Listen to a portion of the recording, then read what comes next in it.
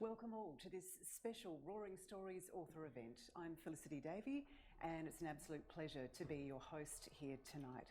Warm greetings to our guests in the audience here at the Royal Oak, Balmain, and of course to everyone watching via live stream on Facebook, and to our wonderful speakers here tonight, Aminata Conteh-Biger and Juliet Rieden. Their book, Rising Heart, tells Aminata's incredible story of courage, resilience and hope on her journey from Sierra Leone to Australia and then back again after many years had passed. Before we begin, I'd like to acknowledge and pay respect to the traditional owners on the land upon which we meet, the Gadigal people of the Eora Nation. I pay my respects to elders past, present and future, and to the knowledge embedded forever within the Aboriginal custodianship of this country. Just a housekeeping note to those present audience members here, are your phones on silent? Just a quick check, beautiful, thank you. If not, this is your cue. Photos are permitted, but please turn your flashes off. We'll be taking questions from our live and digital audiences at the end, so keep them on the tip of your tongue until then. If you are watching us on Facebook, post your questions in the comments section at any point. This comment section is where you'll also find a link to order a signed copy of the book with free postage on offer to people living in Balmain and surrounds. All good. Let me take you back almost 30 years. It's 1991 and a brutal civil war has broken out in Sierra Leone. The conflict will claim 50,000 lives, devastate the land and displace millions. Aminata was a young woman when she found refuge in Australia.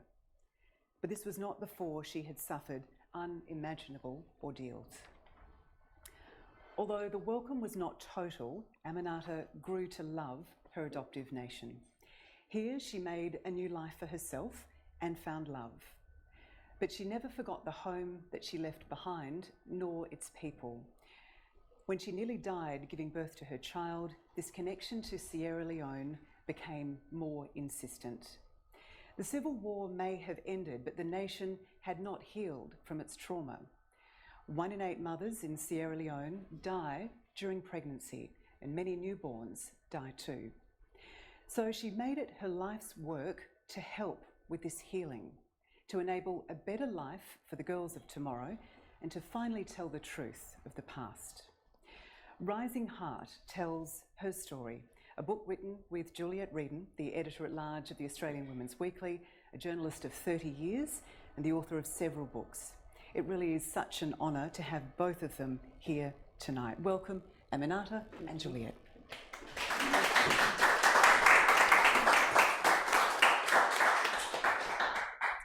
Thank you. Thank you for such a lovely welcome. Hello, Ami. Hello. Lovely for us to be on the stage together. Yes, first time, yay. So this is the book, Rising Heart. Congratulations. Yeah. This is what we have been working on together for, coming up for 2 years now. Yes.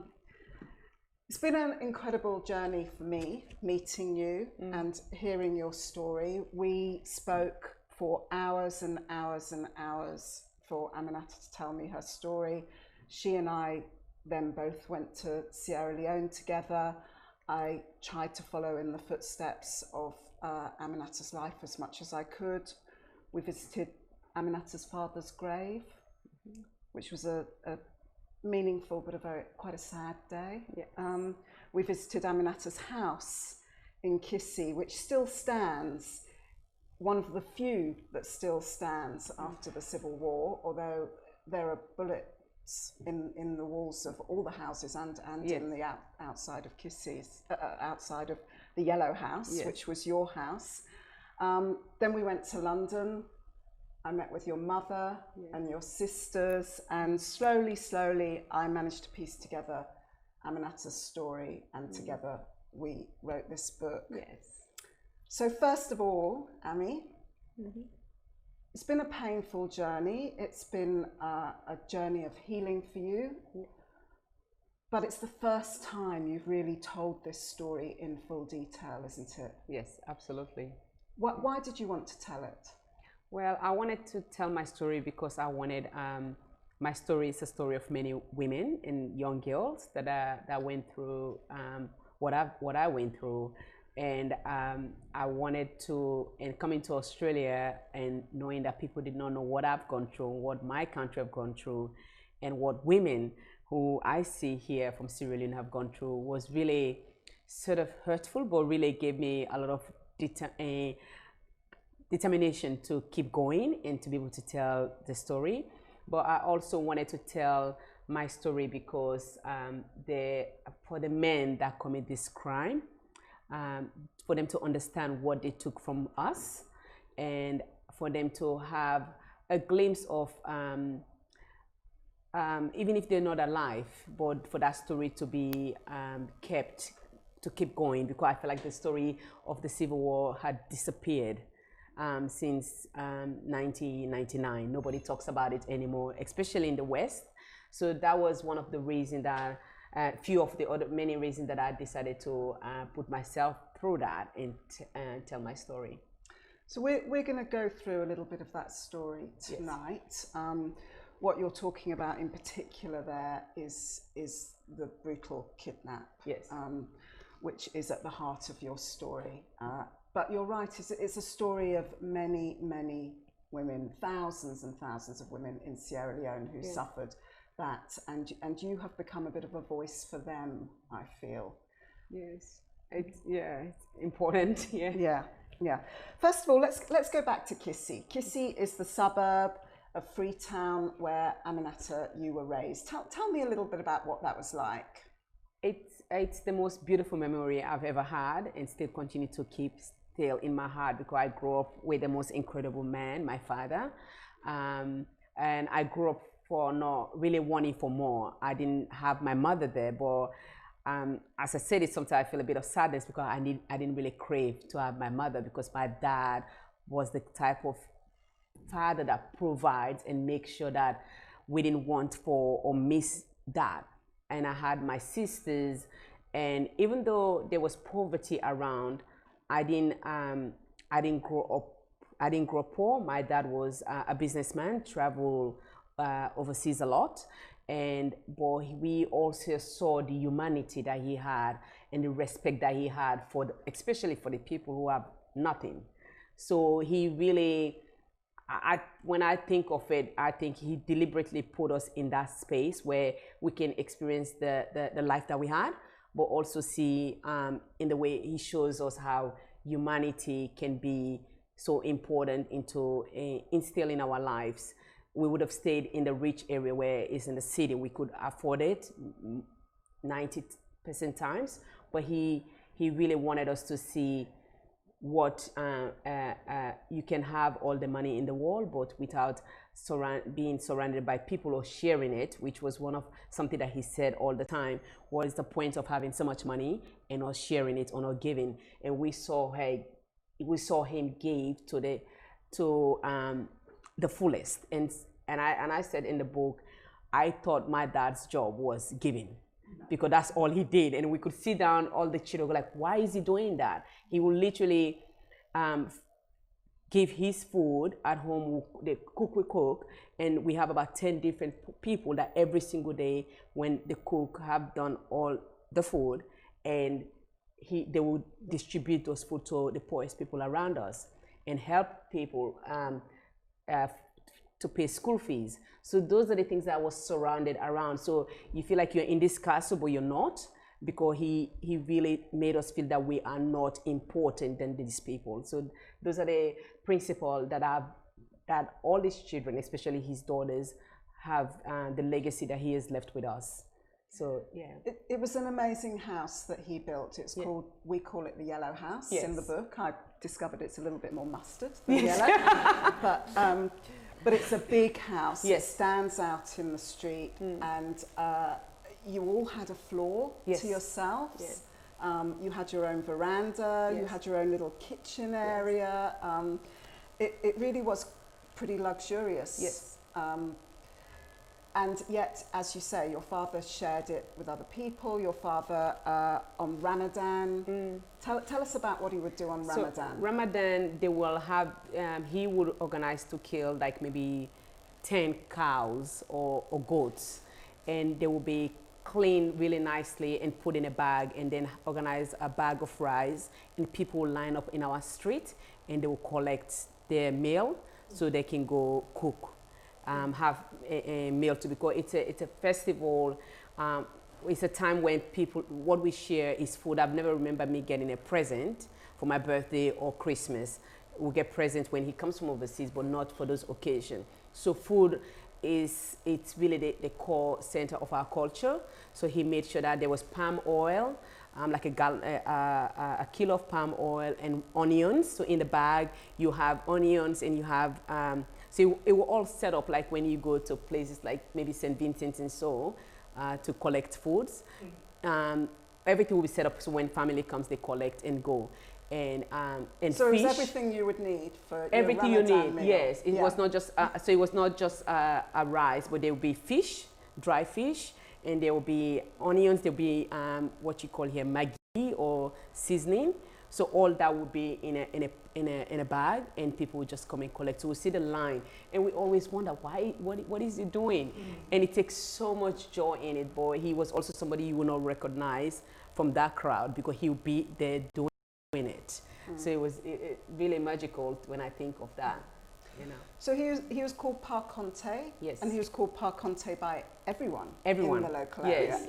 And I know when I was walking around meeting your many relatives, yes. Everyone seems to be a relative of Aminata's in Kissi. You meet someone and they say, oh yes, that's my auntie. And I'm like, I'm sure I know who your aunties are, and that woman definitely isn't your auntie, but they all feel like relatives. They all feel like relatives. And most of them had Pa Conteh do something big for them, yes. like pay for their son to go to school, yes. or help mother pay for her rent that month because yes. she couldn't. Yes, and even because he had a really good business, so he will if he had to help family member, he would try to help their kids through education. So sometimes he would try for them to get a visa to travel overseas to go further their education, because he thought that's the way that child can continue to provide for their family. So.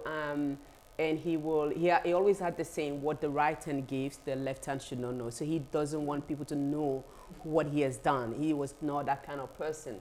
So we, in funerals, sometimes I'll be at school and somebody will say, oh, I saw this man that was crying in a funeral. That would be my father crying in somebody else's funeral.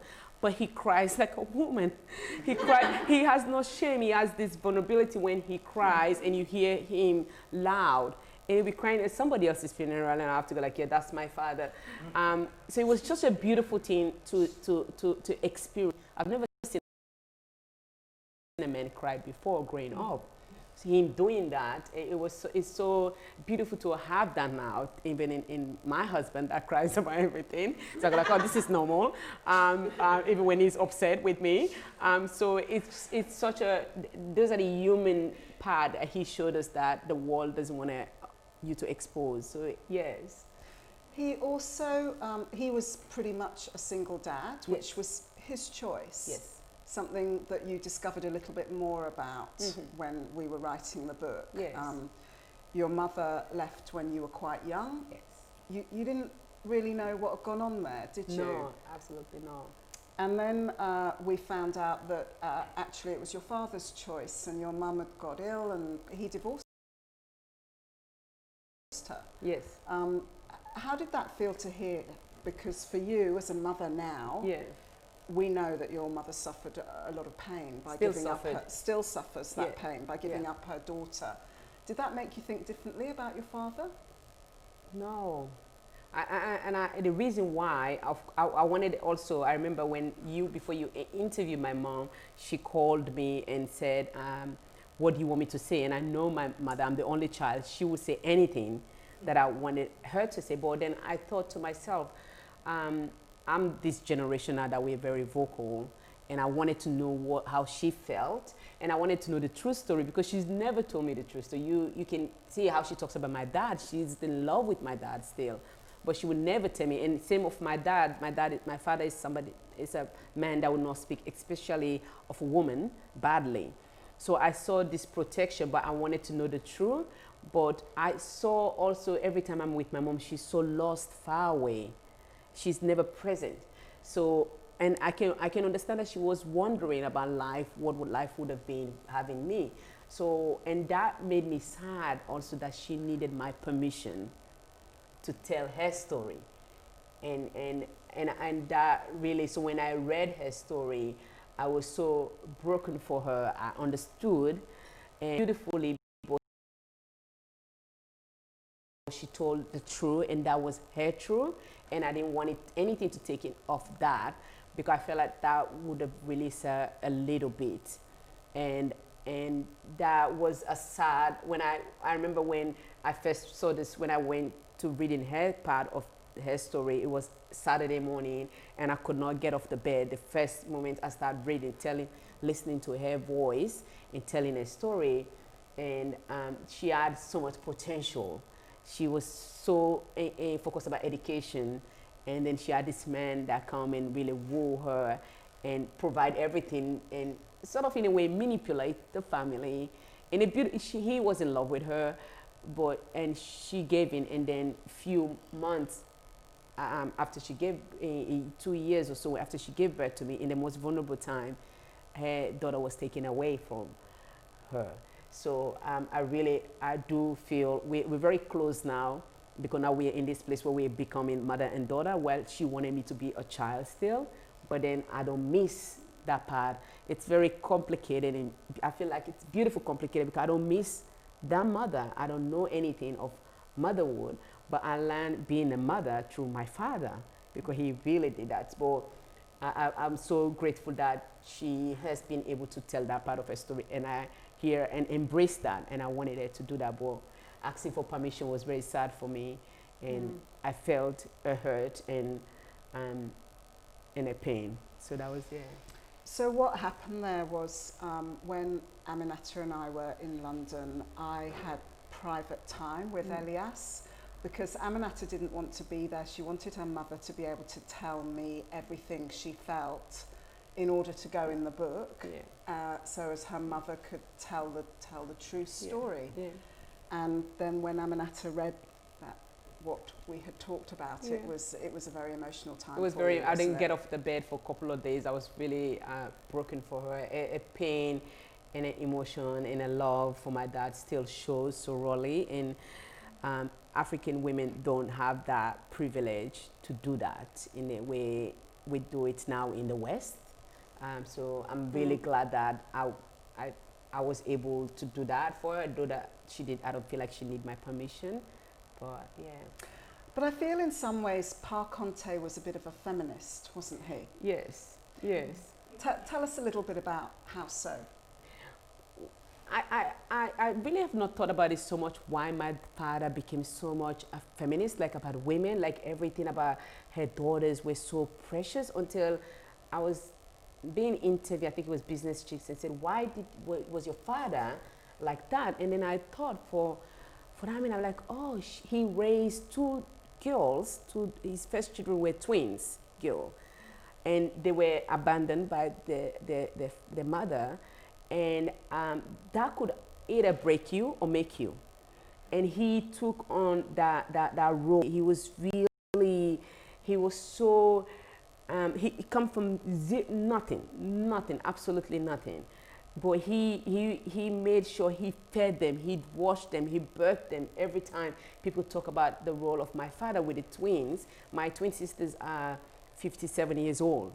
And he took that role, but then I still can't understand how he managed to be there continuously and start creating life and traveling to places like Guinea and Senegal by himself. Sometimes we walk to those countries. We still really amazed. Sometimes when we write in the story, I'll call my sisters and I'll go like, oh, can you please explain this further? But it's incredible. So that really was a stepping stone. He always said, I asked God for 1 child, and he gave me 2. And he was praying for a son. He was not praying for a daughter. So then he had these daughters and these girls, and education became, and my dad was not that educated. Education became so important because he understood that would be the only way that the girls will be able to live a free life and choice and make the choices that he never had as a boy. But also my father did not grow up with his mother either or his father. He grew up with his auntie. So it's... I feel like he also wanted to give you girls the choice to do what you wanted with your lives and not be reliant on a husband, which was the traditional African way. Yes, that is so right. I have my sisters now who are twins. They're single. They have children. They have the best career job. They never wanted for. They travel all around the world with their 2 children and provide education for their. They both went to university. University, went to Scotland. So my dad would be one of those men that would take. He took his daughters who have just come all the way from Africa and put them in a boarding school in Scotland because he wanted them to go through hard times, know how special they were, and that is really. And you can see the difference between, even we have 3 boys in our family, the difference between the daughters, 6 of us, than the boys. That what we have really accomplished compared to the boys. And that's why you go like, oh, that's why he did it. But one of the reasons why he also didn't want the girls to grow up with the mothers, especially us girls, was he knew that at an early age, around 18, we'll get married for sure. And we completely would not regret that at all. My mother, the kind of tradition that she grew up from, I remember even being in Australia by myself, she thought that was almost like oh my gosh, how can you live by yourself? Like something was wrong with that. But because I had that kind of way, that kind of lifestyle that I've grown up and what I've been taught, I lived by myself for 8 years and I was in my 30s. And that felt so powerful to me. But for her, she thought that means a man will not want me. So we saw that, even when my dad was gone, we saw the reasons. So that's why even for myself today, or the girls, I have no regrets me growing up with my father. I would do it over and over again because he has really left us that sort of legacy and that independency that we should not depend on a man. He was very strict with you all. Yes. Very strict, to the extent that he kept you inside your mansion. And boys were not, it was pretty hard to date you. Yes. He was very strict. Yes, very, very strict. That if you read the book, he puts a girl not in sort of in prison. If you catch a girlfriend or boyfriend, he would not call the parents. He would deliver that child to a police station, and then yes, and that is true. Like about 3 of he goes like, look after your child and make sure there is no because he was scared of us getting pregnant and all that sort of. Because Africa, we don't talk about sex and all that. So most of the pregnancy that you see, it's probably one time of having sex. So he will just take, so even when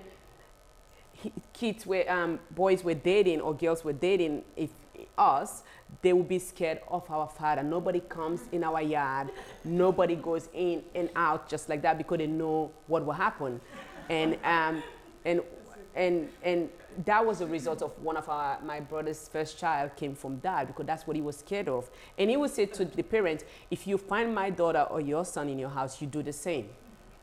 So he was that disciplined. But people could not talk to us. The moment we mentioned, somebody said, that's Pa Conteh's daughter, you really run from the other side, because it was the one thing that he never compromised, really, on that. Nevertheless, yes. You did manage to have a boyfriend. Yes. And you were very clever, weren't you? Very clever. Very. So I'm just going to tell the story of how your father married his latest wife. Yes. And she was very Muslim. Yes. First time, your father was a Muslim, but he wasn't very religious. No. But this wife was. And so he had to start, everyone in the family suddenly started having to go to the mosque. You had to go, and you obviously were in the women's side of the mosque, and you would go with your stepmother. Yes. But what happened just before you got into that mosque? So what would happen is I would wear my jeans, and of course, as Muslim, cover your head and we're all fully crowned. And I'll do the same, and I'll hold my father's hands and walk to the mosque, and then he'll go to his part, and then I'll just say, I'll pretend like I'm going to the women's side, and I'll just kind of maneuver and go meet my boyfriend and take all the clothes off. Obviously there's jeans underneath, and take it all off and hide it in a bush. And my boyfriend will be close by, and then with a Muslim, when they finish that sort of preaching, they say this on their mic thing and say, they call the prayer again. And then I knew that was happening. So my dad never like thought. Ding, ding, time's up. Till the day he died, he thought I was the only Muslim child. Only Muslim, because I did that so beautifully. I will hold his hand and go to the mosque. And then when we go home, we're going together. So he actually thought my siblings who were going to the mosque were not going. And he never questioned what was happening. So that was really, that was a beautiful time. And I have to say that for this book, I did also talk to Derek, who now lives in America and is working, training to be a doctor. Scared out of his wits by Pa Conteh. And he was kind of scared that that story was going to come out, actually. You were then, you went to Christian schools. Yes. How did that work? Well, my father, because he was not a practicing Muslim, he thought, because he went to London quite a bit for business, so he thought for the daughters and boys also to have a better education, he thought Christian school would be the better way. So, and Muslims do not have public boarding school. So that's why, that was one of his reasons, because he was not religious. So, but all of the children went to a Christian school. So, yeah. Education not only taught you your reading and writing, but you did really connect with the faith, didn't you? Yes, I was the one, my whole family are Muslim. I'm the only Christian in my family. I was very fascinated by the Bible and the stories. It was just the simplicity of the prodigal son and the act of forgiveness. And obviously that is what has really helped me to move on with life. And also the power of believing, and the story of a mustard seed. So I'm one of those person that will hold on to that mustard seed, and it doesn't matter, everybody will not believe in what I believe, but I'll hold on to that. So those stories were really, I was really drawn to them. So that made me wanted to learn more about the Bible, and we had to obviously cram some of the Bible verse, but it was very, it was, I became really connected to that. And you went to a boarding school outside of Kissi, so what was about 2 or 3 hours drive? Yeah, over 3. Yeah. And in 1991, when civil war came to Sierra Leone, you kind of knew it was going on, but it didn't feel like it affected you. Is that right? Yeah, we didn't feel, because it started in Liberia, and the war started in Liberia, and we heard of what was happening, and we saw people, Liberians, coming to Sierra Leone to seek refuge, because you have Sierra Leone, Liberia, and Guinea, in the country that share the same boundaries. So we heard of the stories, but then we start seeing some of the, in fact, people sleeping in the street, as you have in a refugee camp, and we start seeing some of the amputation, like people come in the country and you see people with no hands, and you know they've gone through that war. So it was there, but then it took a while for it to get to Freetown. So we heard stories, and sometimes you go quiet, and then we hear stories again. But we knew from the beginning that Freetown was a place that they want to get into, because that's where the government, where the politician, that was the main aim to get there. Now, when you say the amputation, this is the signature of the rebels. The rebels. So being asked whether you want a short sleeve or a long sleeve, and that way they amputate your hands. And that became the signature, it did become the signature of what the rebels So they would either cut at the hand or at the top of the arm. And as you see in Sierra Leone, there you still see that. Some of the, a lot of people there with no hands at the airport. It's still regular, there. Yeah. So that was something. So even at school, we have conversation before the boarding school. What if that was to happen, what would you choose? It was conversation that we were having, which when I think of it, it's and being in Australia is saddest thing to have at school. What would you do? And the other thing you would talk about at school was you knew that young girls were being kidnapped Yes. and used as sex slaves. Sex slaves. So young girls were being kidnapped. Firstly, they wanted virgin because they thought that will make them won a war. But also, they like light skins that are lighter. That means you come from a really good family. And girls that were between 10 or even younger. So those were where they had like those really superstitious belief. So we'll have conversation. Who will be the first one they will ask? Sometimes who will be the first one they will take. And we had techniques that when they come, you put charcoal in your face to make your face darker or ugly, or do your hair. So there were so many stories that we have gone through that somebody like my sister was able to do. She pretended like she was an old lady, so she doesn't look attractive. And your friends would say to you, "Oh, Aminata, you will be the one the rebels will choose first because you are beautiful." Yeah. And that word "beautiful" took on a whole different meaning for you, didn't it? It did, because in my home, beautiful was from the inside. My father really, I never put nail polish or lipstick or makeup. We don't have those things. We have a natural hair. That was part of his discipline. So when when girls would say that to me, I didn't understand what that meant. I didn't see myself as beautiful. I knew I was beautiful inside, but I didn't see myself as an attractive person.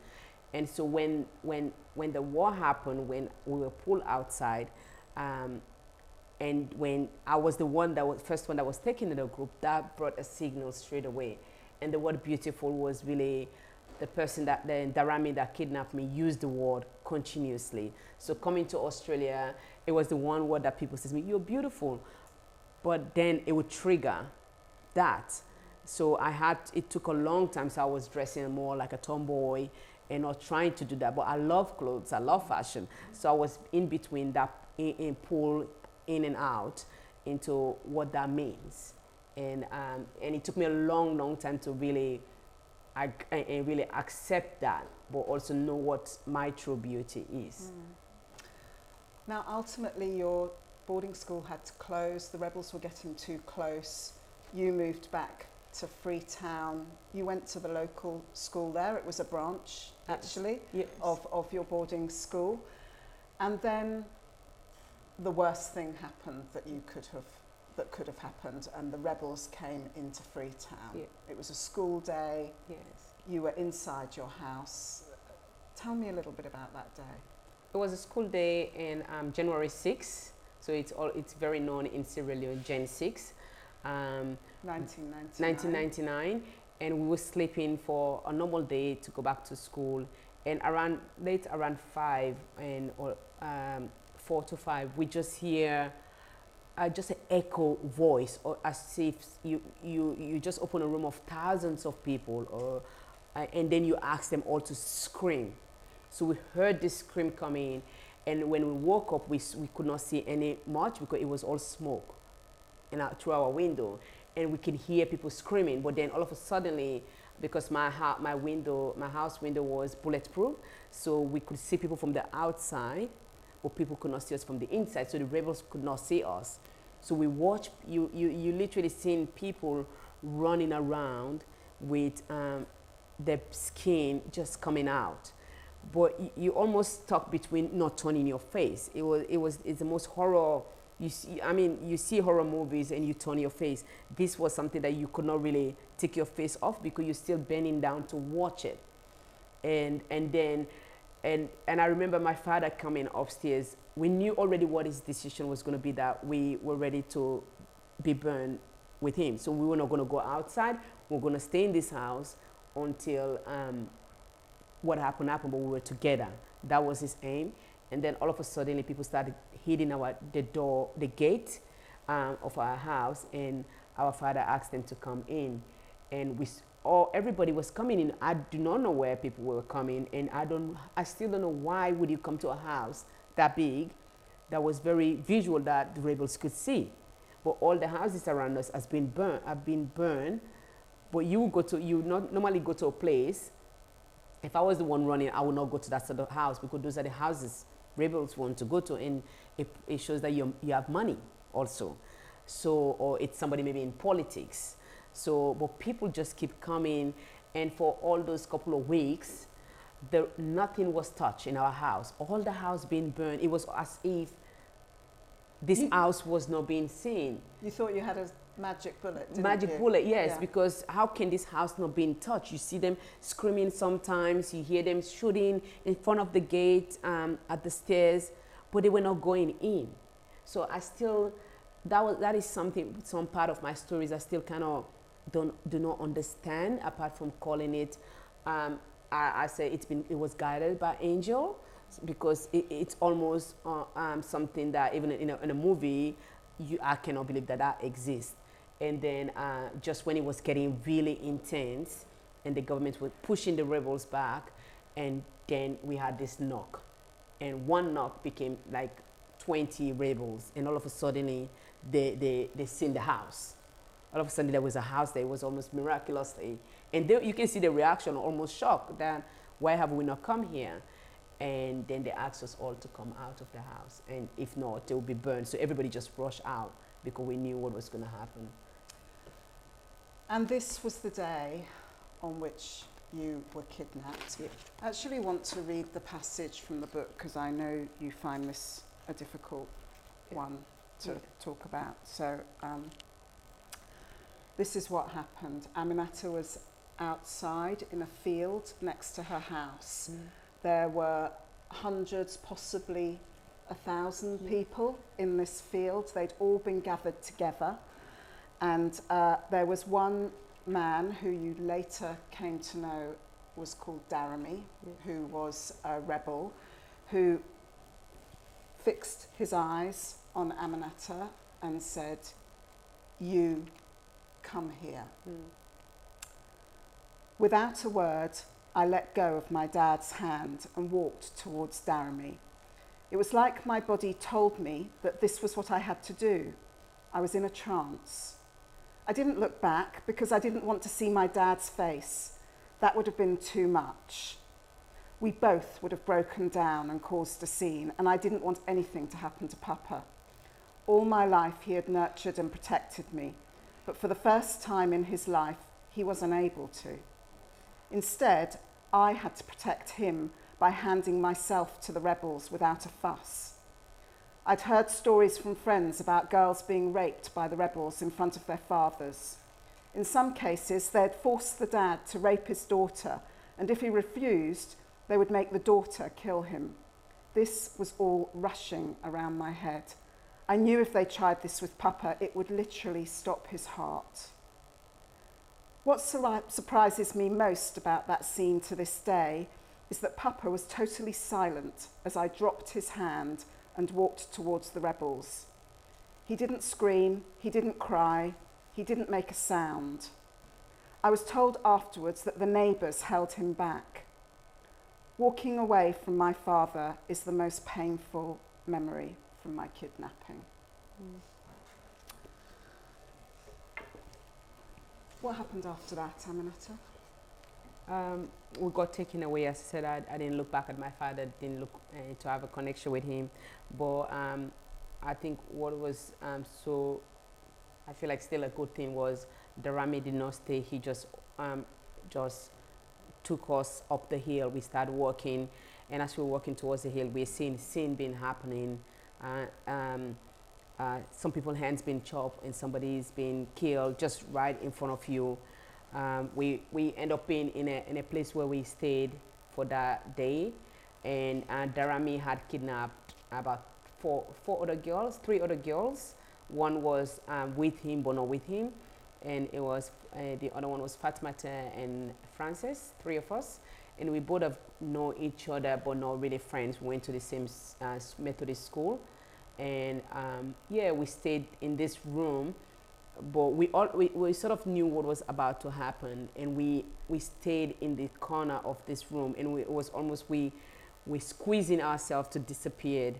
And that night, Daramy started calling one by one the girls to come in. I was the last one that, so he called the girls and then he raped them, and I was the last girl that he called and raped me. But then he had called about 5 or 6 men, still do not go over that, to rape me. So when I woke up, I was unconscious and bleeding at the same time. But then there was a rush also because the government was really pushing back. So you don't really have a time to really absorb what has happened or think of what has happened. You're actually thinking not the rape, but how to survive or how you could escape if you could. But then even escaping was impossible, because if they saw you trying to escape, that means you were going to tell the government where they were, so you'd be shot. So escaping was sort of not an option for us at that time. Then it became really just full on for those 3-4 weeks, 5 weeks. We didn't stop. We had to change our clothes to something really dark, black or green. You can't wear anything flashy because you camouflage. You show the government where you are. So you would just see somebody being shot because they wear something purple and something pink or yellow. So we had to change. You either walk naked with jeans, but take off your clothes until you get into another place, a home, then you find another clothes to wear. So that became really those so you first were months. looting homes. We were as looting you went. homes, yes. As sometimes you use it. Yeah, we were looting homes. We go into a place. We go into well, not everybody have fridge, but if there's fridge, get food. If you get to a chemist, we get pads. So we're literally thinking about what to carry with us, and then you don't have time to eat. And if you have time to eat, you just get what you can, biscuit and water. We're not looking for clean water. We just want to drink water.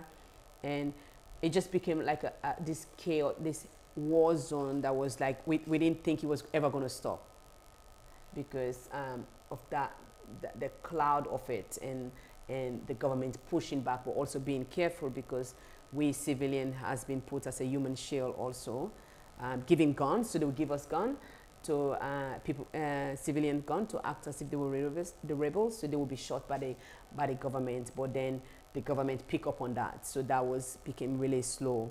So yeah. Daramy became obsessed with you. He was in love with you. Yeah. But it's not the sort of love that any of us know or want to know. You did try to escape once. Yeah. Tell us about that. It was a time where we stayed in this barracks. It was a barracks where, of course, the soldiers camp used to stay, but the government soldiers has abandoned this place. And because I was going, like Daramy was not going to war anymore. It was completely obsessed about this beauty that he saw, or this connection that he believed. But also he had a wife also that I was scared of. I was trying to please the wife at the same time, that I don't want this man because she could simply kill me. Also, she's been in the war with him.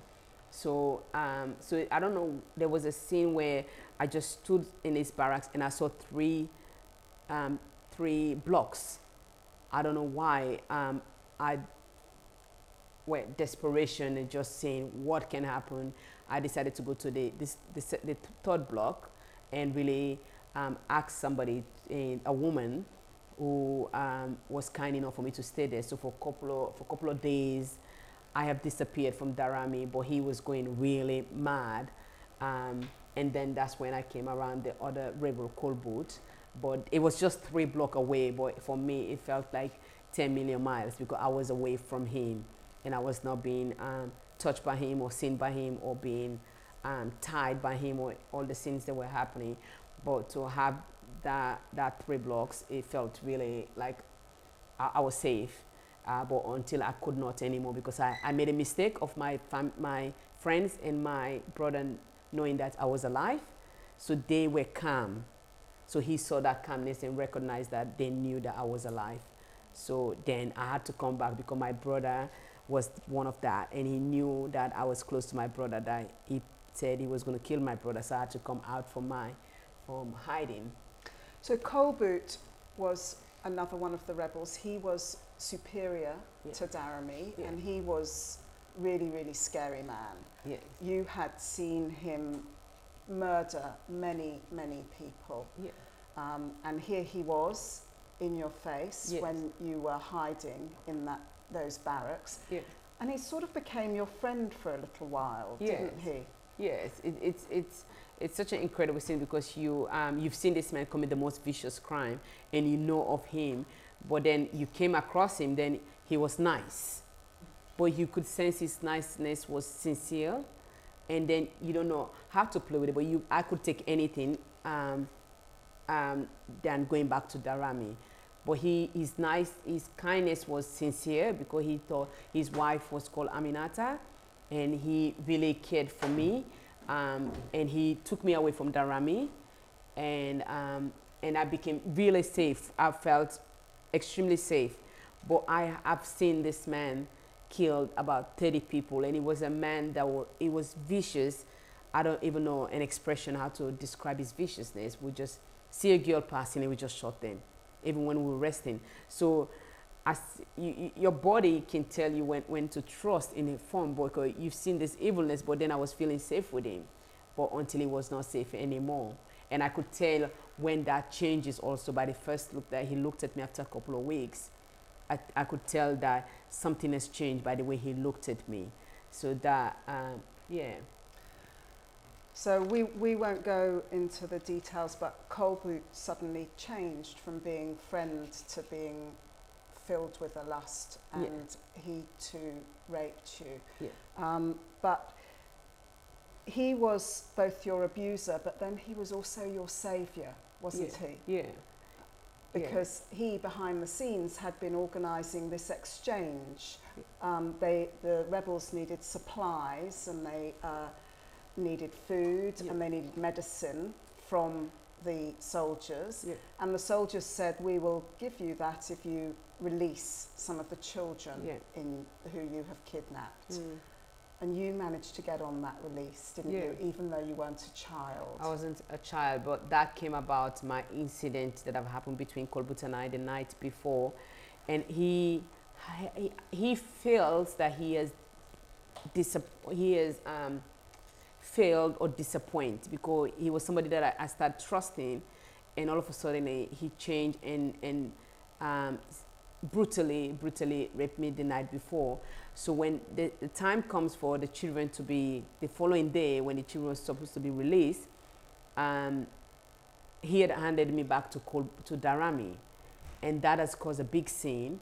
And me walking towards going back to the place where Darami was camping, I was crying. He called me and asked me if I wanted to go.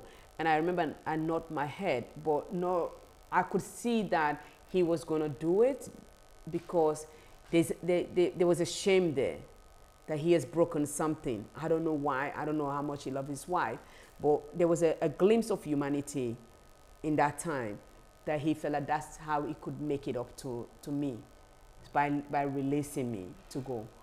And that's how I was released. So you were, this incredible exchange that was like, you described as something out of a movie. Yes. All the time you didn't really believe it was happening. No. And then you managed to get back to Kissy, and you see your father again. Tell us about that reunion. It was my stepfather, my father, and my friends found out I was alive on television because of my release. And I remember coming home, we had all our neighbors have heard that we were coming, and everybody was celebrating for him, because he was the only man that was having 2 children being released, myself and my brother. And I remember walking into the gate, and he was sitting outside waiting, and just walking up to the stairs and seeing him get up the stairs, and trying to, I don't know, make sense of what had happened. But I think he was in a place where he could either, he was rejoicing, but also know that his daughter was not there anymore. And knowing that he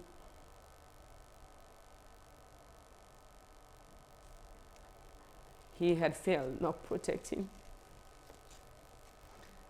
me. So it took him a while for him to really even cry, but he was not the same person. And I think for me, coming back to my father, that has always been the most hurtful part, because I knew my father was gone. And I, the daughter, was not the same daughter. And that's always... Aminata, you then went to Guinea, and you managed to get on an asylum program for Australia. Yeah. As a woman at risk, you could have gone on there were many refugee asylum programs open to you from different countries. Why did you choose this one? As I said in the book, I've never heard of Australian before. I've never really heard of Australia, and not because I know sometimes when African people say that, they think they come from the bush. My dad was a businessman that I've traveled to Germany and all over Europe, but Australia was a country that we've never heard of, and I decided to come to Australia. I chose it deliberately because I knew that I would not be recognized by my community, and I wanted to come to a country that people did not know my story, that I would be helped and supported because I needed it, not because of pity. And again, that's something that has been instilled by my father. I still don't like that pittiness. I want people to help me because I needed help. So when I decided to come to Australia, I actually thought I was coming to Austria because Guinea-Conakry call Australia Australie, the French. So that really makes up my mind, but I didn't care where I was coming. I knew I've been assured that it's a safe place. It's far. I don't know how far that it was going to take me 3 days. Yeah, so I didn't know, and I think I really wanted to tell that part of the story because a lot of refugees or migrants, or mainly refugees that come to a country like Australia, they're just looking for safety, because that was the most important part for me. I don't know what it looks like. It took me a long time for me to know about Aboriginal. I came, it was 2000. I saw Catherine Freeman. I thought she's African. So I remember we watched the Olympics and cheering for this African woman. And then we learned about Aboriginal. We were like, what is that? Who are these? And learning about the culture. But it was a time when seeing somebody like her it gave us so much pride that there was somebody on TV that looks like us. And we were so glad that she won all those awards, because we're coming from a country where it was athletic. So that was the only familiar face that I recognized when I came to Australia. So, and I thought that that's really important to tell part of refugee story, because so that Australia knows that we're not just rushing to come to a beautiful country. It's based on safety and being surviving. And I chose this country deliberately because of that reason. I would have gone to America or Canada, and I actually stayed 8 months back just to come to Australia, and I did that by choice. So. And we're very glad you did. There was an amazing man in the UNHCR there who made sure that you didn't come on your own. Yeah. You wanted to come on your own, Yes. didn't you? You were feeling very independent. You wanted to Yeah. make a new start on your own. But he knew that you wouldn't be able to make that. Yeah. And so he suggested that you bring your sister Yes. with you. So you and Tigidanke came together. That was a smart move, wasn't it? That is something that I never regretted until this day. I don't know if I will ever see this man, but I always thank him, because the decision that he made, seeing a person that has been traumatized and me not knowing what trauma is, and knowing that I'm coming to a country that far, that I could not nearly go anywhere by myself. And my sister was about to go to the States, into America. But I went, that has failed, and I said to her if she would like to come with me, but he wanted me to come regardless with anyone, just to not to be alone, because he thought that would really, I think, extend it to how far the country is, or how there was not anybody that looked like me that I was not prepared for. He wanted to prepare that for me, and going to school was one of the decisions that he made. Going to school, starting back would really help me to navigate through life, and that's what it did. And in your school here, there was another person who was really impactful for you, wasn't there? Yeah. Who was that? Mrs. Sapa. Mrs. Sapa was Indian heritage. Obviously, maybe would have understand what I was struggling with. They didn't know the depth of my story, but she was one of those women that really just embraced me and would take me to a home for weekend. And I think he saw that I was really alone. That I didn't, even though I knew that I was alone, I didn't know how to express loneliness. So she would take me to a house, and I would stay there for a weekend, and she would make me sit in the far end of the table, and so I can speak. I was very shy, so I could speak clearer. And it was so important for me to have that, because I could not relate to the children. I was older than the children there, and I've gone through experience that I do not understand, and these children do not understand. And I was being asked a lot of questions that was based on the idea of Africa, if I have seen lions or things like that at school, and if we eat rats, because I found out that yes, or they see it in television, maybe in World Vision. I start seeing that, and it's really incredible. That brought me even empathy to help to start donating to World Vision. But I'm like, how can they eat rats?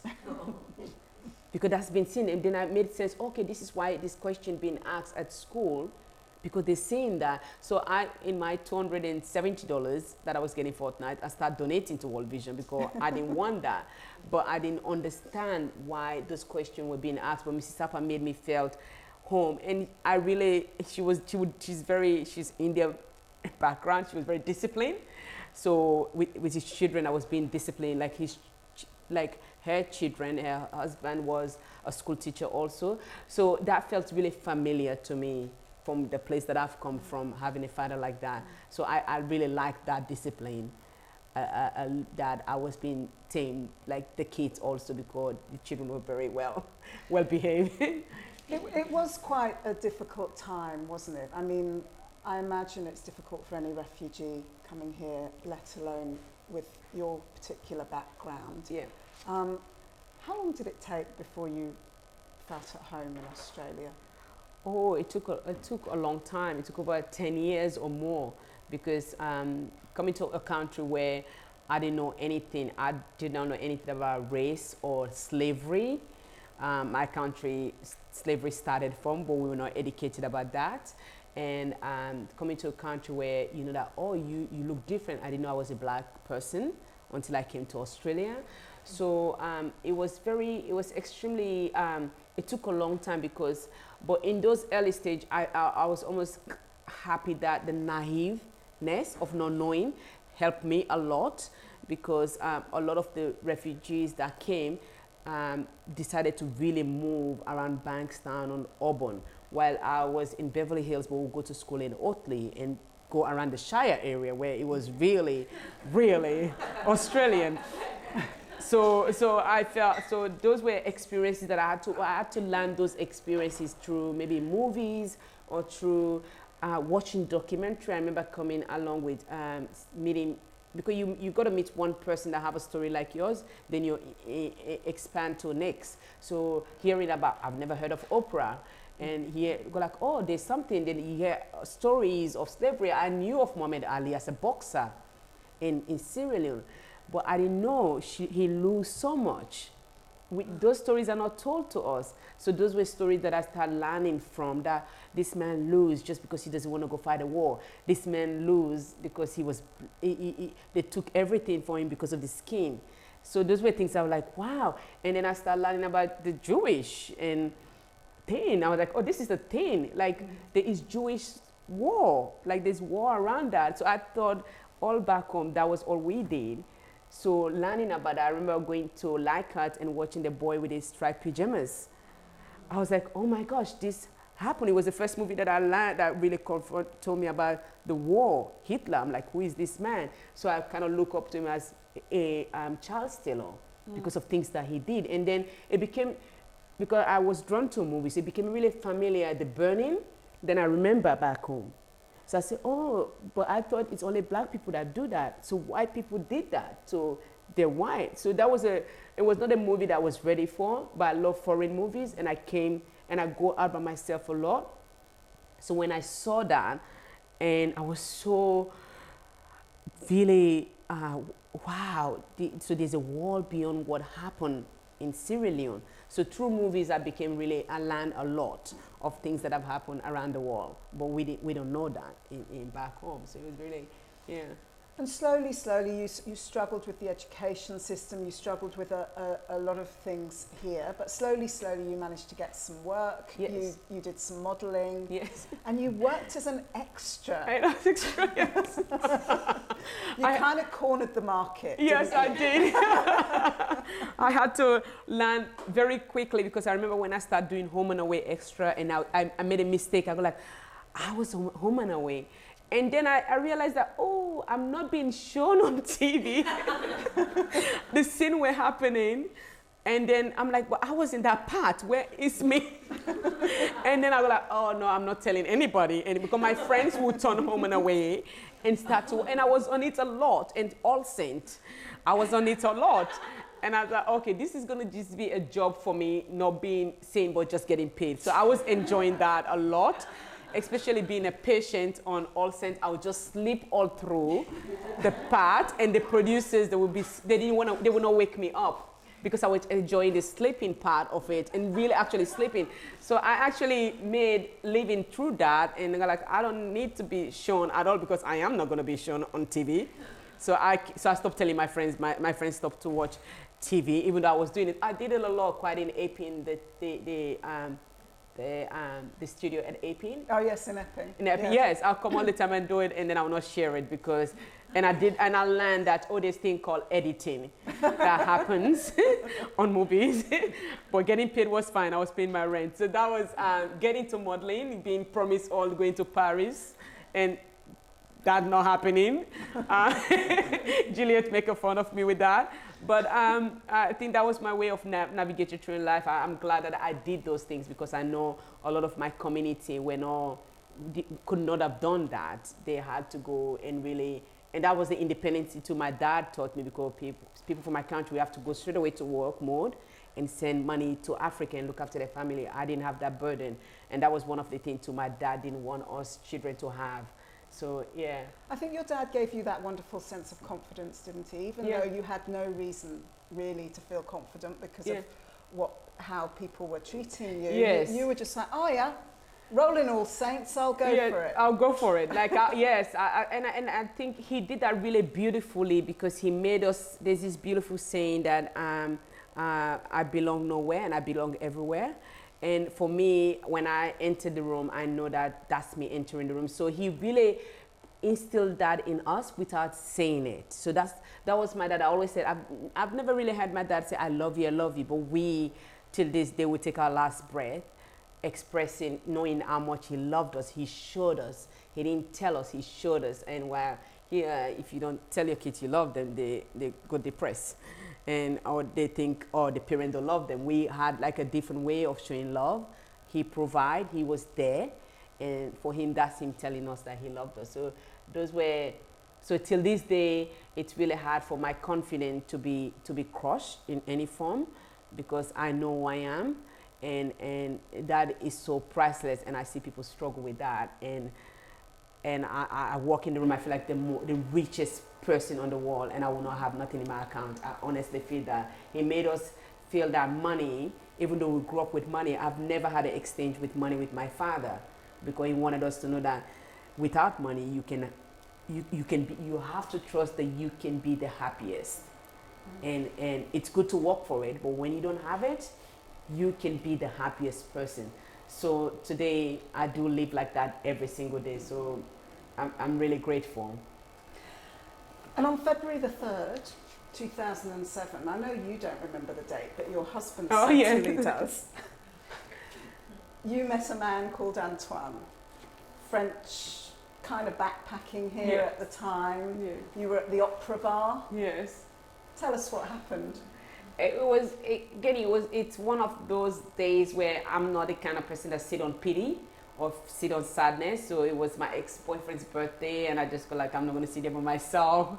And I just went to Bondi, end up at the Opera House, and I was just I love spending time by myself. It's the most beautiful thing that I give to myself. And I was there till like late. It was summer, and going home, and I heard live band playing, Aretha Franklin, and I just stood there listening to it. And then I saw this guy came up to me. He had the most, like, I always say my husband's eyes smile. Like, he was so giggly, and I'm thinking like, oh God. I thought he wanted a photo, and he said, oh, can I stay with you? And I thought he was speaking like, I'm like, what do you mean stay with me? And we just had this, he just had this beautiful connection.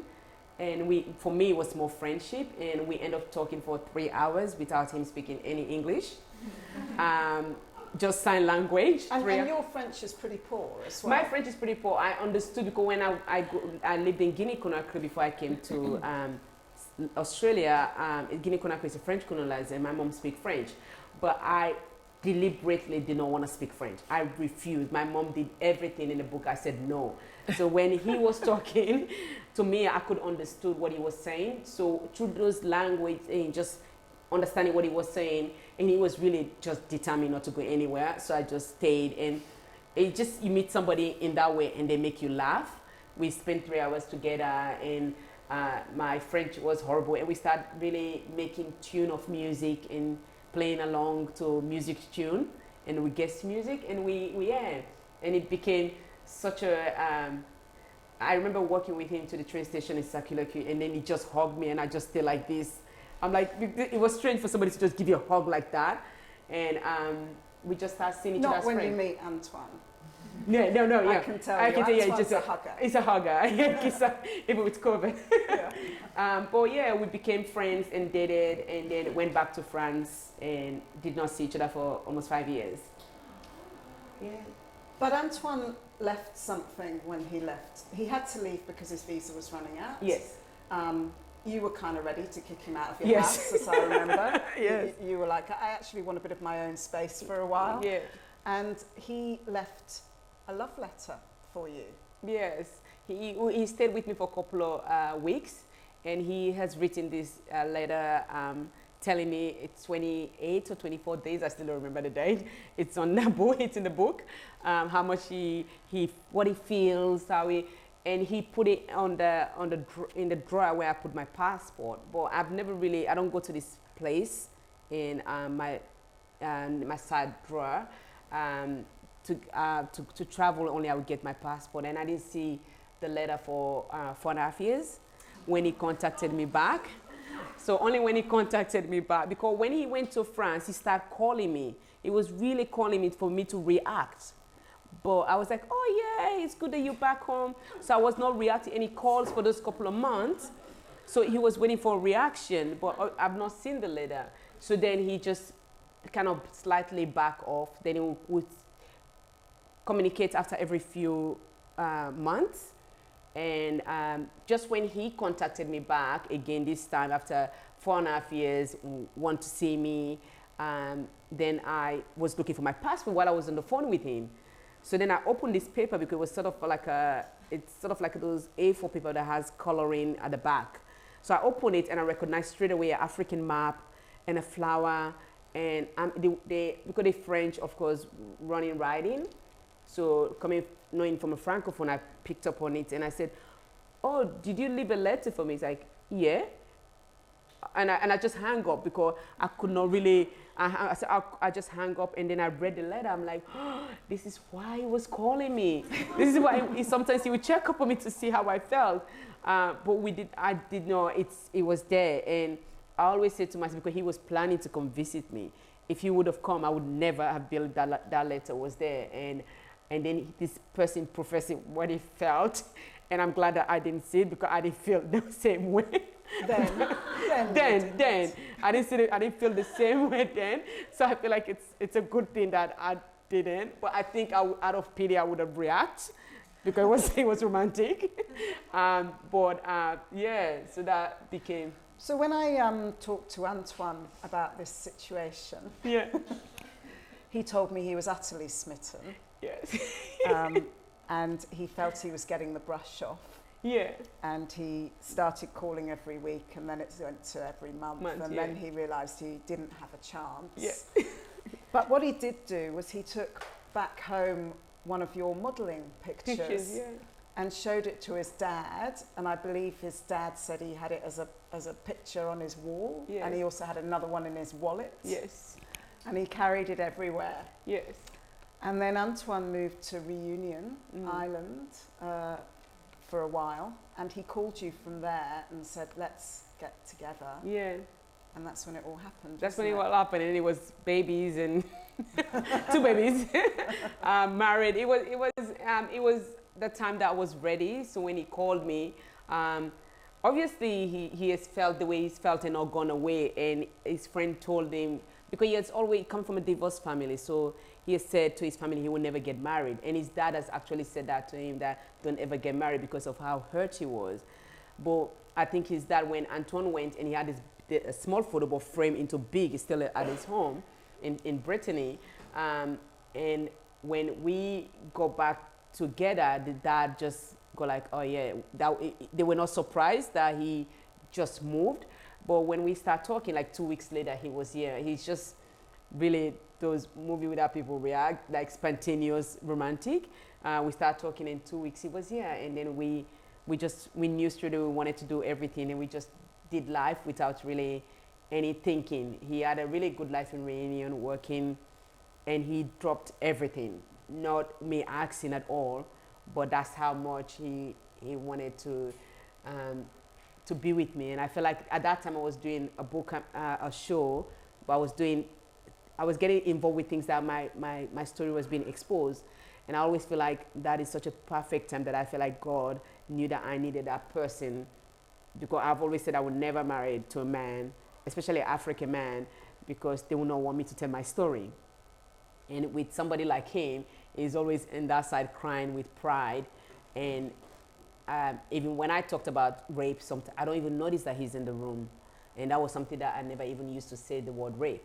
But I can talk about my pain, what I've gone through, and not feel like, oh, my husband is in the room, I should be kind of, and that's what shame, that's what a rape does. It carries you with that shame, but I don't feel that anymore. And I'm so grateful for that. But it's such a place that I feel like any woman that I've gone through that, sexual abuse or anything, that if only they could know what that freedom feels like. But also having a partner that doesn't look at you in any kind of way, apart from admiration, it's such a wonderful thing to have. It's rare, I know that. But and you have your 2 children, Sarafina, who is 8 now, and Matisse, who is 6. When you had Sarafina, you nearly died. Yeah. It was a terrible time. You were in hospital.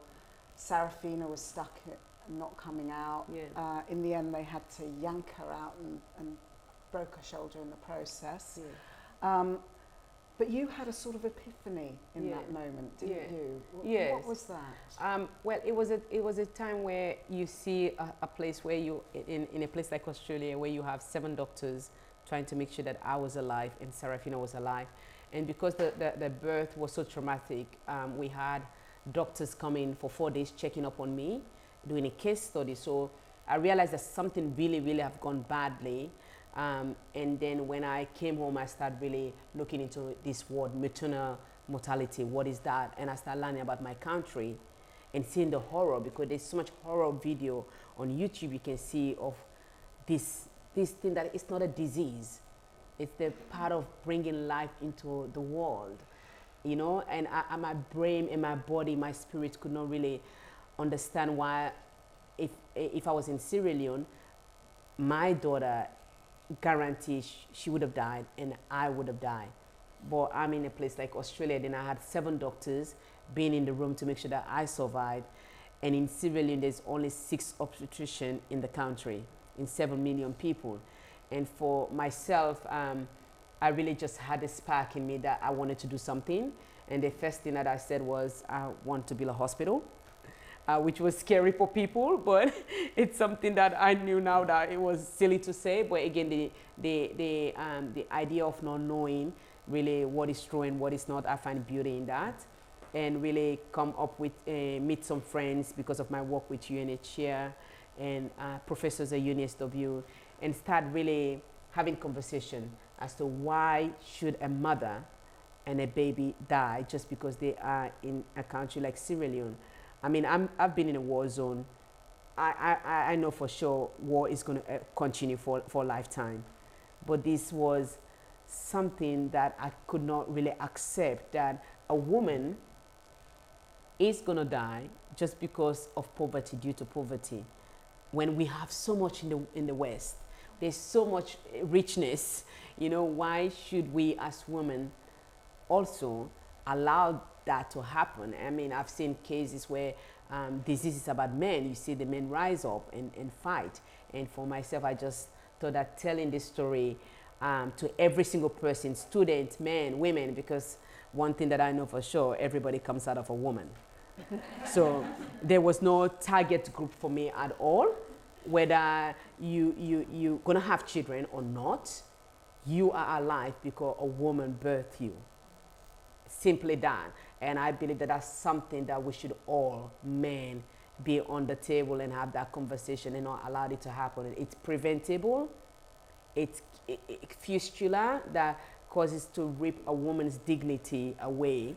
I've never lost my dignity despite what has happened to me. Never once. I never walk around anywhere I put my head down at all because I have been raped. But when a woman suffers from fistula and you see a woman smell so badly and they tell you, because of this smell, my children don't want to eat my food or come close to me.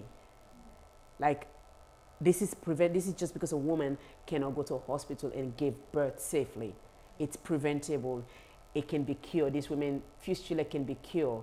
How in a world where we talk about human rights all the time, and this is still happening?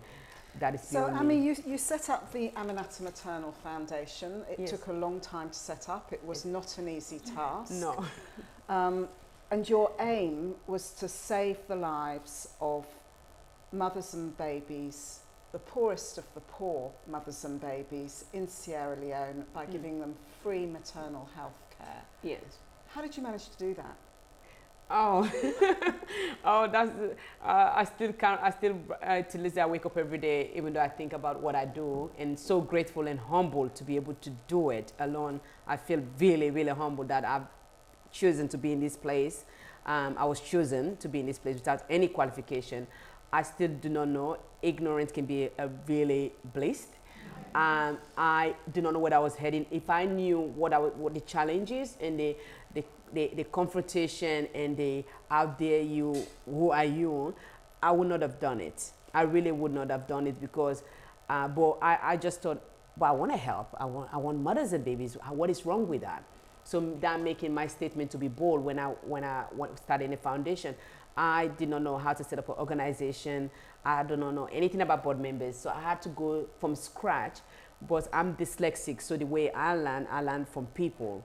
But there was a lot of challenges. I think for me, the race part, racism came more when I wanted to step, I think of, they would say your comfort zone. So I was fine being just working in retail. But the moment that I wanted to be more than that, I started experiencing that, oh, I was a woman, oh, I'm a wife. Oh, but you do not have any qualification. And then I was speaking dreams that somebody who have the qualification or who have the money was not speaking. So that means I should not. So those challenges all come in a whole bulk. And I was having baby. I was in a production called The Boca Mills, telling my story through that time. So it was incredible challenging, but then I think I always had to look to my life and see how the word impossible doesn't exist, and then I'll just follow on again and move on to my life and just continue working. So it was even till this day with the foundation, it's every single day. I'm always meeting people and learning and growing because I know I'm not that privileged as certain people that can just set up a foundation, but I have grown and learned from it every single day. You met an amazing woman called Dame Anne Gloag. Yes. You and I both met in London. She's a Scottish lady. She lives in a castle. She's very rich. But she uses that money to help people largely in Africa, across Africa. And one particular thing that she has done in Sierra Leone is set up this hospital called the Aberdeen Women's Centre, which is where Ami and I went and where we stayed when we were in Sierra Leone. And the Aminata Maternal Foundation now partners with Dame Anne Gloag and with the Aberdeen Women's Centre. And you've achieved your dream in some ways. Yes, I've achieved. That was a big part of, I wanted, if I was going to set up a foundation, I wanted it to be free.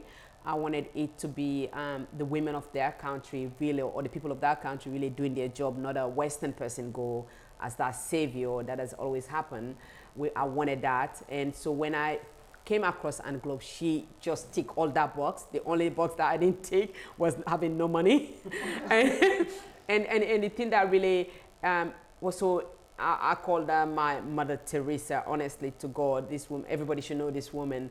When I met her, she saw my heart.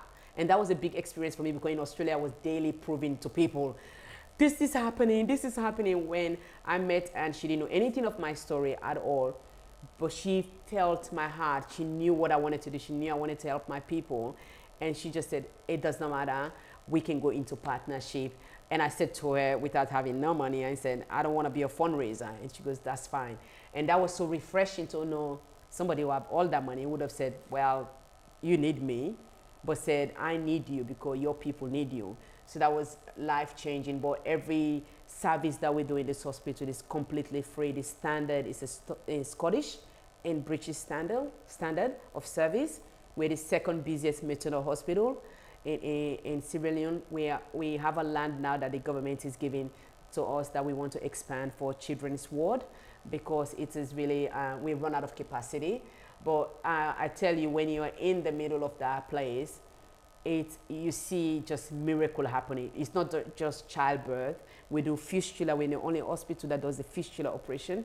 We cover education. We do everything. It's just this small little heaven that is just providing miracle every day. And it's such a, it was so important for us as a foundation to not to go and reinvent the wheel and start all over again, but to go and partner with somebody that has done the most incredible job.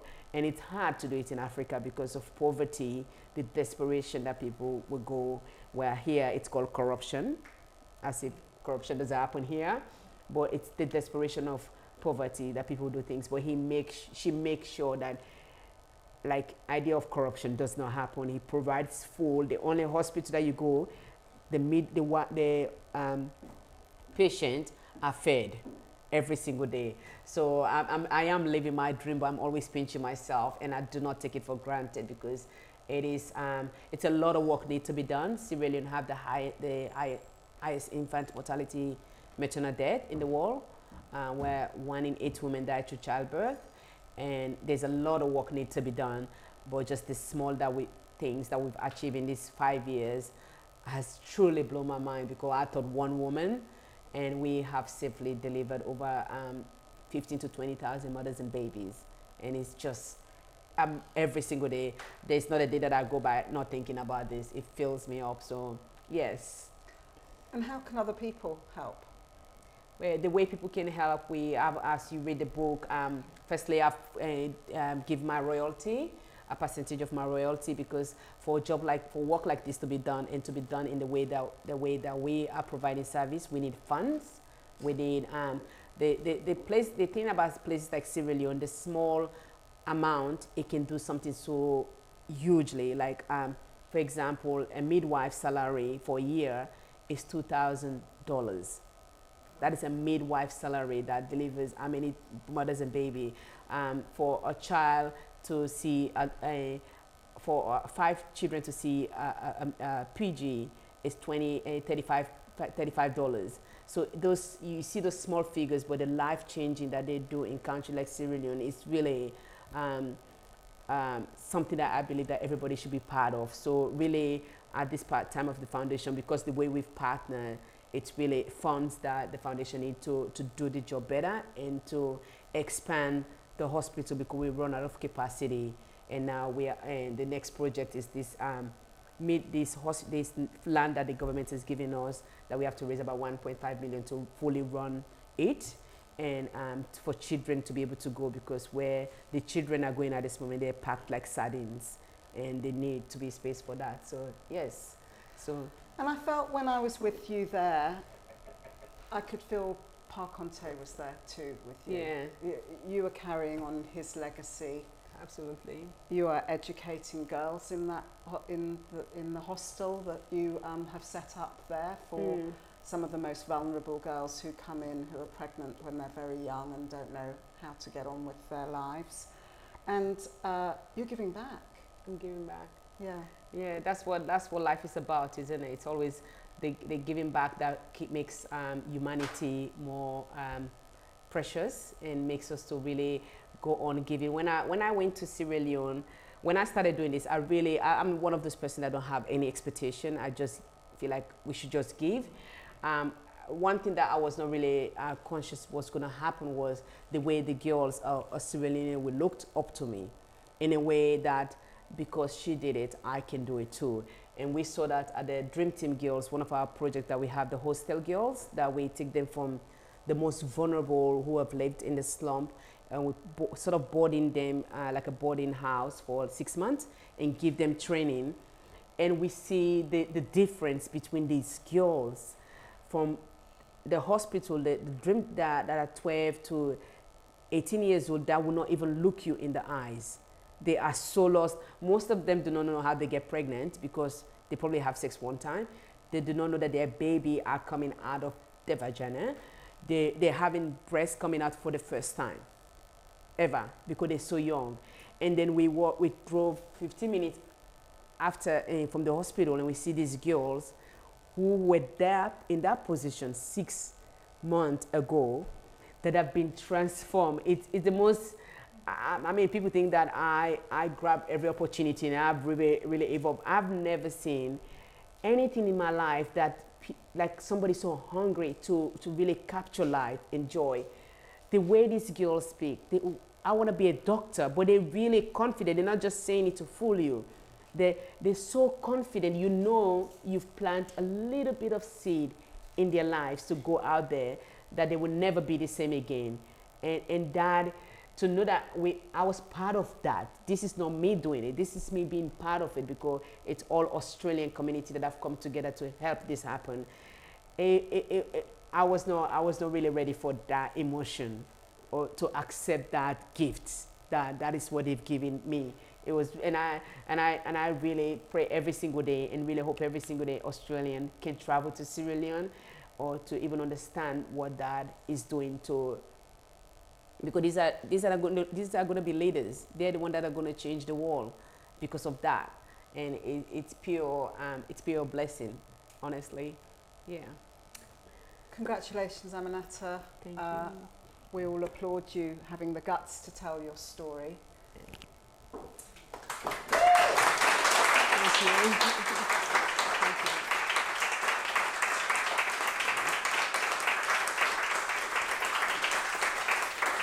Thank you so very much. I'm sure I speak for everyone here and on Facebook when I say that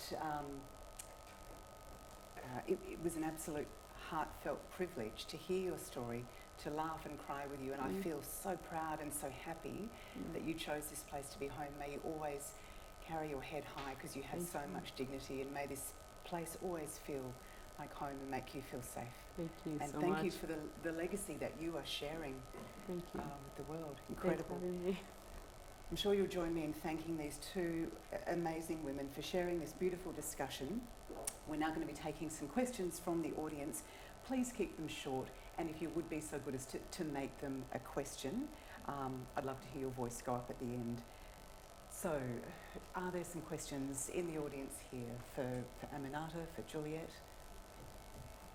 I'd like to know if this is the first time Juliet has actually written a book with someone as the ghostwriter. Yes, it is actually. It's my first experience of ghostwriting. you know, my other job is as a journalist, and actually ghostwriting came very naturally to me because a lot of the times in my day job I'm interviewing people and I'm telling their stories, and this just felt like a much bigger version of that. The key for me was to make sure I was telling Aminata's story in Aminata's voice. And I know when we were editing, and we had an editor that the publishers brought in, and I'm terribly precious about my words. I'm probably very annoying to work with from that matter, but I picked my words very carefully, and I picked my words because they were Aminata's words and because they were Aminata's vocabulary. And so when our editor would change a word, I'm afraid so many times I would go back and say, I know what you want to hear, but we can't have it with that word because that is not a word that would come out of Aminata's mouth. And I'm very proud of the fact that many people who know Aminata very well have come up to me and said, it sounds so much like Aminata. And that for me is job well done. Yeah. Yeah, and it is. Any other questions from the room? Claire. Aminata, thank you for telling your story, and Juliet, really great experience here tonight. I'm just wondering how it felt for the first time you went back to Sierra Leone after coming here. I went back to Sierra Leone, my first time it was 2005, and that was because I had finished doing my HSC, and I did not know what I was going to do with my life here. And I just packed up my bag and just went and stayed there for three months. And I got there at night and then really could not sleep. I was waiting to see what the country looked like and thinking that it has changed or anything like that. And the morning, as it was clearing, I came out sitting outside. I was staying at a friend's place, and I just started seeing this horror. It felt still like a war zone.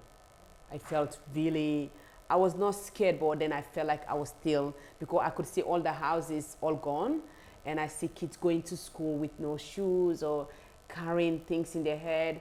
And I've had this 5 years in Australia, and then all of a sudden I'm back in this place, and I was not able to go out a couple of times, so I started spending time going to an orphanage and spending time with other kids, but it felt like a war zone again. But it was not in a way of being scared, but I just wanted to make my time really precious time there and spend it really wisely. But I was going there to have a party and have a good time, but I wasn't able to do that. But it really felt like it was a war zone again.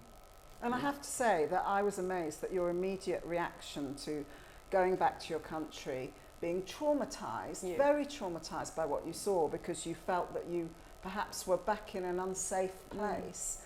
And what was your reaction? I'll go to the orphanage and help the children. Remarkable. Yeah. Thanks, Claire. Any other questions from the room? I'm going to question. Your children are quite young right now. How do you plan to, or how do you at the moment communicate, what you've been through, and especially, releasing a book. Yeah. Yeah. My kids have always heard of my story, but from a refugee point of view, I've not really isolate them from what my story is, and because it has been there publicly for a very long time.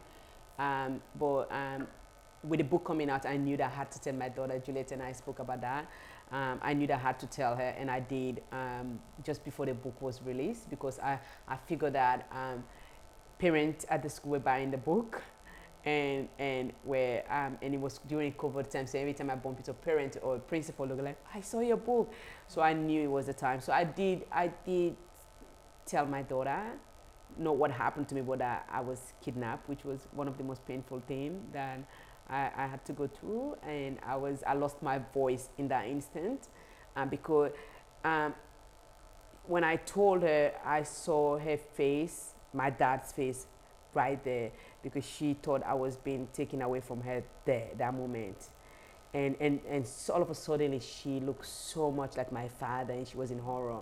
And then because you mentioned the word kidnapped. Kidnapped, Yeah. yes. Because I was always like, oh, you know, I don't like when you go out, when you're in this park and you don't tell me where you're going. So I've always kind of mentioned those stories so when I was ready to tell her, I told her, you know why I got scared when you don't tell me if you're in the park going to the toilet.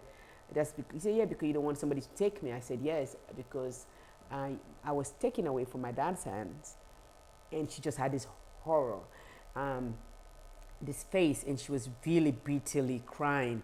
It was exactly like my dad.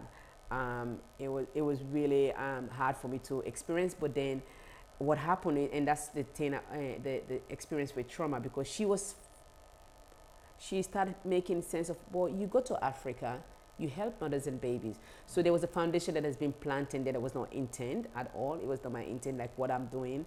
But you go, so you're safe. That's fine. So she was not worried about me ever going to Sierra Leone. But then she was like, but were you young like me? So she could not keep calculating her age to my age. But she was, I don't like saying fine, but she went home and I put Mary Poppet, the old version, which she loves, and I became really traumatized. So I was worried about her the whole time, but then the trauma just came through my body. I lost my voice for 5 days, and I could not get off the bed. My whole body was aching, and I think you can never prepare for trauma, really. That's something that I've always learned, but I was carrying her pain, because she was navigating through fine, and she's really proud of the book. Matty's always telling people, my mom writes a book. It's called Rising Heart. But I think there's been a safety net for me to navigate through things, because I'm not running away from my story at all. I know it's there, I know it's my story. And whenever it comes up, I'm always able to recognize it and welcome it, because I think it's when we run away from it, because it's yours. It's happened to you. And but I know I always say I'm really proud, and I'm really glad that I have a boy and a girl, because I'll be able to teach them what is right through those part of life of violence or being touched and yeah, and things like that. And I know when we first met to talk about the story, you said that it was very important for you to have your story written down, yes, so your children could read it, yes, and knew the truth, and had their family story out there. Yes, it was very important, because again, as a colored woman and African, like stories, I've been told all the time with a perspective of a white person telling the story the way it wants to be told, or the polishing, which we fought a lot during editing. So it was extremely important to me. The day it went on print or everything, I felt so content, and I slept, because I knew that I have told my story in my own voice, and my kids who read it, they'll feel what I feel. It will come from me, and as Juliet said, what she wanted to make clear, that that was my voice, and my kids will recognize that when they read my story one day. So yeah. Job well done, Juliet. Both of you. Lots of thanks online for you sharing your story, and people saying that they're really looking forward to reading it too. So, and any other questions from here? There aren't so much questions online. It really is just people feeling so grateful to have heard from you tonight. No? All right. Well, thank you so much for your questions. If you would like to purchase a signed copy of Rising Heart, published by Pan Macmillan, just head to the Roaring Stories bookshop, or you can order through the link supplied in the Facebook live stream comments. Part of Aminata's royalties, as you heard tonight, will be donated to the Aminata Maternal Foundation. Visit their website to find out more about the foundation and how you can help. There are copies of Rising Heart available for purchase tonight. Aminata will be there to sign your books and have a little chat after the event. Don't forget to sign up to Roaring Stories for the newsletter, for special offers, author interviews and book news. Thank you so very much for joining us tonight. It's been, excuse me, I'm losing my voice. It's been the most wonderful and emotional evening, and a pleasure to meet you and hear from you both. Let's now show our appreciation to Aminata and Juliet with a nice round of applause.